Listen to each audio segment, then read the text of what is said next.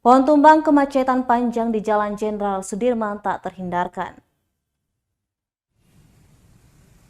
Dua pohon tumbang sebabkan kemacetan panjang di Jalan Jenderal Sudirman, Ambon, Kamis 24 Februari 2022 sore. Pantauan tribunambon.com di lokasi kemacetan dari dua arah pun tak terhindarkan. Dampak pohon tumbang akibat diterpa hujan dan angin kencang itu Kamis 24 sore. Yakni dari arah Batu Merah menuju Jembatan Merah Putih, JMP dan sebaliknya. Pengguna jalan diminta untuk melewati jalur alternatif lain agar tak terjadi penumpukan kendaraan.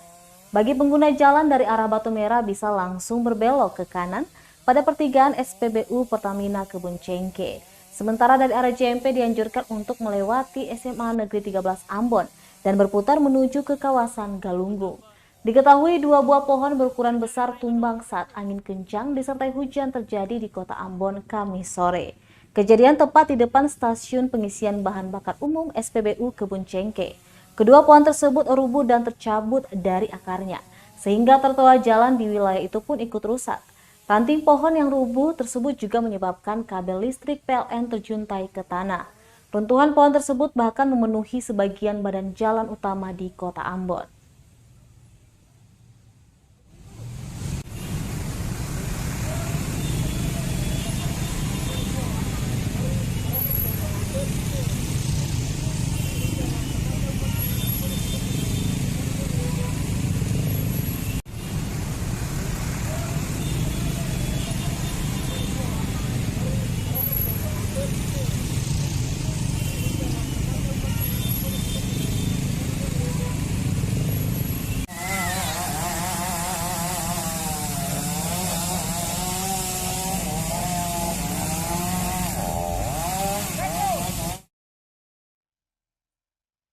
Terima kasih sudah nonton.